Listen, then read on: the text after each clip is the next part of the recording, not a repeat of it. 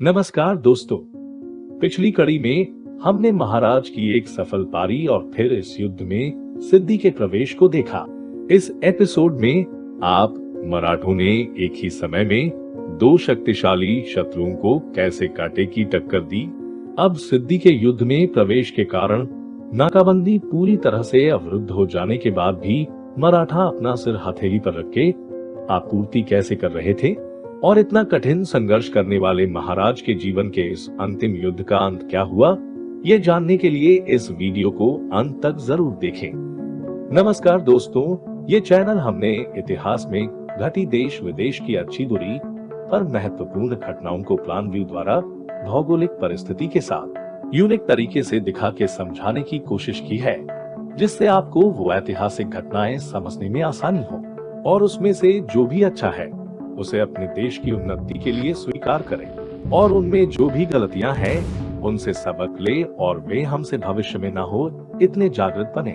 हर एक भारतीय एक जानकार व्यक्ति, एक जिम्मेदार नागरिक और एक सकारात्मक देशवासी बने, इसी विजन के साथ हम ये प्रयास कर रहे हैं। अगर हमारा ये प्रयत्न आपको अच्छा लग रहा हो तो अपने इस इबुना और हम चैनल को जरूर लाइक करें, शेयर करें और हाँ, सब्सक्राइब करने के लिए बेल बटन को दबाना न भूलें, जिससे कि हमें ऐसे ही नए नए एपिसोड बनाने की प्रेरणा मिलती रहे।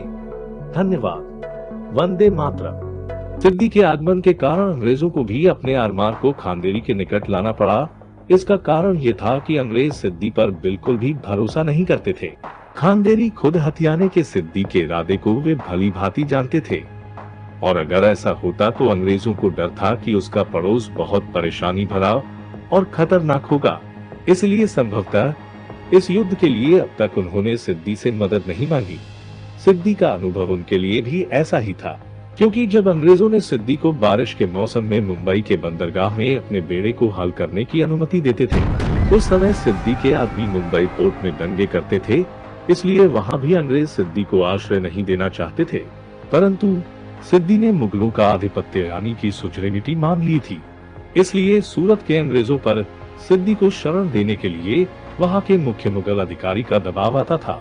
चूंकि मुगल साम्राज्य में अंग्रेजों के हित शामिल थे, इसलिए सिद्दी को ऐसा करने की अनुमति देनी पड़ती थी। जैसा कि इस कहानी की शुरुआत में बताया गया, यही महाराज के खांदेरी अभियान का मुख्य कारण भी था। और अब अगर सिद्दी ने खांदेरी द्वीप पर कब्जा कर लिया होता तो अंग्रेज इस युद्ध में पूरे घाटे में रहते। उन्हें शिवाजी महाराज से राजापुर, अथनी आदि में अंग्रेजों से की गई लूट का मुआवजा नहीं मिला होता। मराठों के हाथों युद्ध के ब्रिटिश बंदियों को रिहा नहीं किया गया होता और इस खांदेरी मामले में अब तक किया गया उनका सारा खर्च व्यर्थ हो जाता। चालाक अंग्रेज ये सब जानते थे।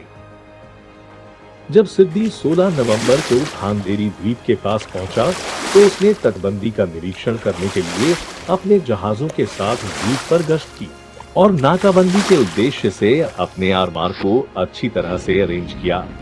इसके बाद सिद्दी ने अगले कुछ दिनों तक तोपों की फायरिंग जारी रखी। मराठों ने भी द्वीप से उसका जवाब दिया, लेकिन दोनों पर भी इस गोलाबारी का कुछ भी असर नहीं हुआ।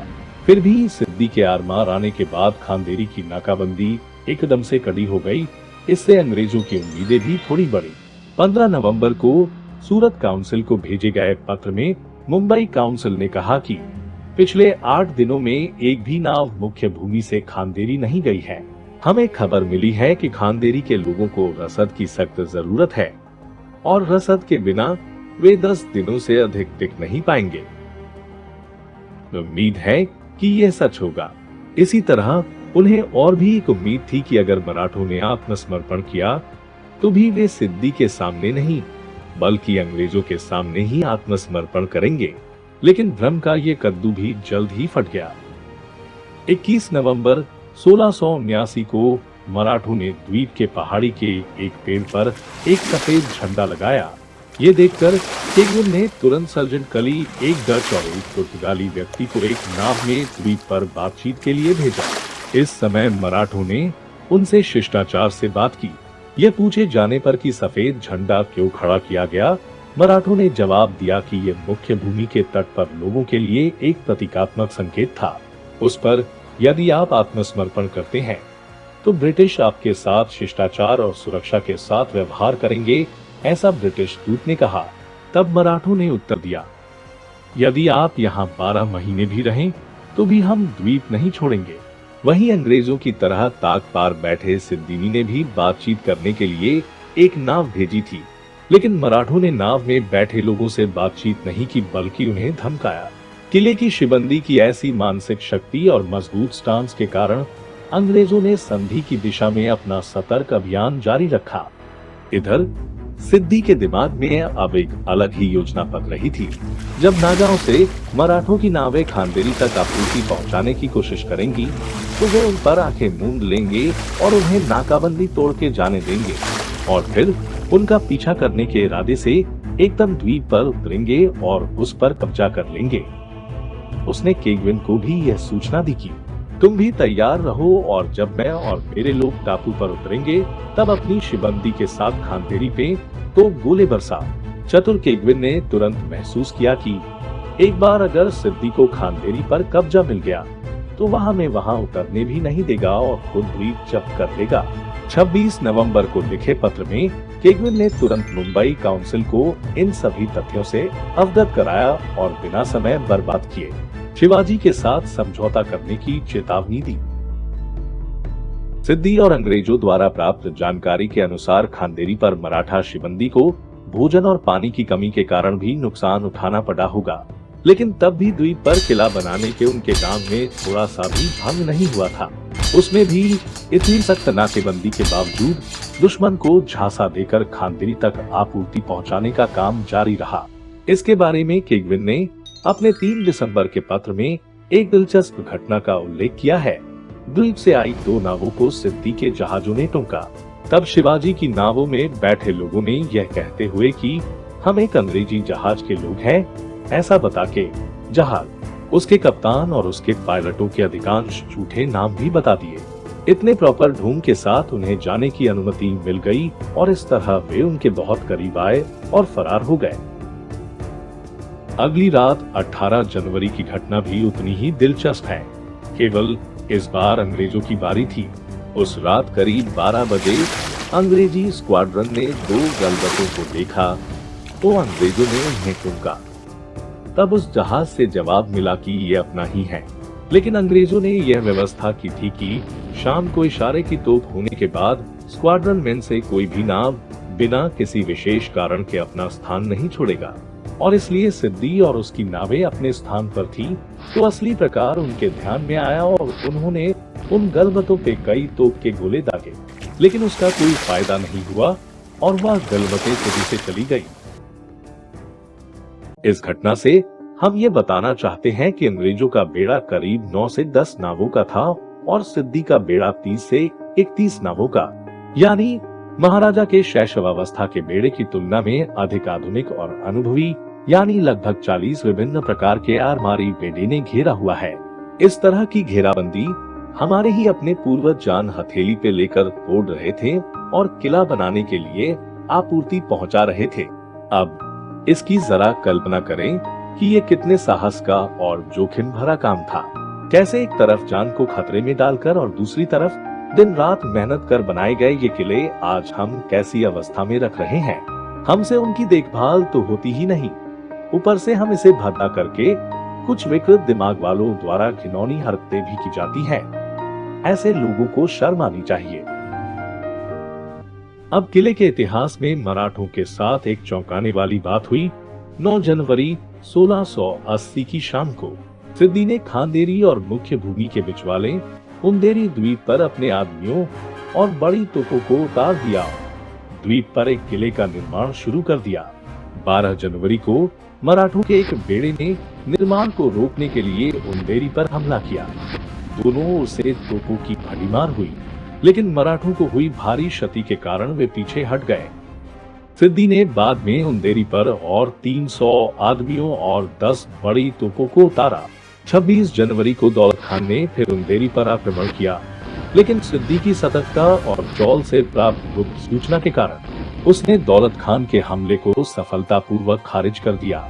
उंदेरी मुख्य भूमि और खांदेरी द्वीप के बीच होने के कारण सिद्दी ने इसे बनाया और मराठा आरमार और अंग्रेजों को हमेशा के लिए शेर देने में सफल रहा। 28 की रात को जब ये खबर आई कि मराठों का फिर से आक्रमण होगा, ब्रिटिश नाकाबंदी दस्ते जितना हो सके उंदेरी के पास हल डालकर रुके। लेकिन ठीक उसी दिन मुंबई काउंसिल ने उनकी टीम को मुंबई लौटने का आदेश दिया। ये इस युद्ध का अंतिम अध्याय है। जैसा कि पहले बताया गया है कि कितने भी दंगे हुए, कितनी भी नाकेबंदी कर दी गई, कितनी भी बंदूकें चलाई गई, किले के जवान कितनी भी भूख से क्यों न गुजरे हो, चाहे कितनी भी बीमारियों ने उन्हें घेर लिया हो, फिर भी किले के निर्माण में कोई रुकावट नहीं आई। अंग्रेजों और सिद्दी दोनों के विरोध के बावजूद मराठों ने खानदेरी पर किले का निर्माण जारी रखा।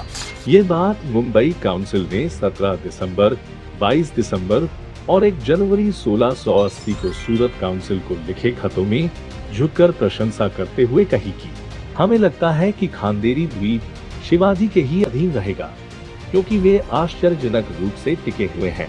किले की दीवार अब बहुत ऊंची बन गई है और वे इस पर बहुत मेहनत कर रहे हैं। उसमें कुछ ही दिनों में उत्तरी हवाएं इतनी तेज चलेंगी कि खानदेरी के पास छोटी नावें नहीं रुक सकेंगी। अतः हम शिवाजी के साथ यथाशीघ्र सम्मानजनक और लाभकारी समझौता करने के आपके आदेशों का पालन करेंगे। 11 जनवरी तक चूना पत्थर की दीवार 6 से 8 फीट ऊंची बन चुकी थी। ये सब देखते हुए अंग्रेजों ने संधि पर जोर दिया। उन्हें महाराज से भी शिष्टाचारपूर्ण प्रतिक्रिया मिल रही थी, लेकिन वे ये भी स्पष्ट कर रहे थे कि खानदेरी किले का निर्माण कार्य जारी रहेगा। अंत में दोनों पक्षों के बीच अपनी शर्तों पर काफी विचार विमर्श होने के बाद सुलह हुई और 28 जनवरी को कैप्टन एडर्टन को मुंबई काउंसिल से अपने नाविक दल को वापस बुलाने का आदेश मिला। उसके मुताबिक ब्रिटिश नाविक कल 30 जनवरी को मुंबई लौट गए। इसका मतलब यह हुआ कि अंग्रेजों ने खानदेरी पर मराठों के पूर्ण अधिकार को मान्यता दी। मुंबई काउंसिल द्वारा सूरत काउंसिल को भेजे गए 31 जनवरी के एक पत्र में तो हम ईमानदारी से मानते हैं कि ये खानदेरी कांड न होता तो ही बेहतर होता, ऐसा वाकई में सरेंडर करने वाले बयान भी किए। इस प्रकार दोस्तों, अंग्रेज और सिद्दी जैसे दुर्जय और अनुभवी शत्रु जो नौसैनिक युद्ध में पारंगत हैं, उनका सामना करके और उनमें से भी अंग्रेज जिन्हें अपनी नौसैनिक शक्ति पर बहुत गर्व था, उन्हें अपने अधीन कर लिया और खानदेरी द्वीप पर किला बनाने का कार्य मराठों ने संपन्न किया। अंग्रेजों के खिलाफ खानदेरी उंदेरी का बख्तरबंद अरमारी युद्ध ही शिवाजी महाराज के जीवन का अंतिम युद्ध है। यह वास्तव में ही उल्लेखनीय है कि अगले 125 वर्षों तक भारत पर शासन करने वाले अंग्रेजों का पहले और वो भी आरमारी युद्ध में हराकर ही महाराज ने अंतिम सांस ली। इस युद्ध से एक और बात हमें याद रखने की जरूरत है कि दुश्मन चाहे कितना भी बड़ा क्यों न हो, हम चतुराई और दृढ़ता का इस्तेमाल करके उसे घुटनों पे ला सकते हैं और देश की गर्दन को हमेशा कड़ा रख सकते हैं। धन्यवाद। वंदे मातरम।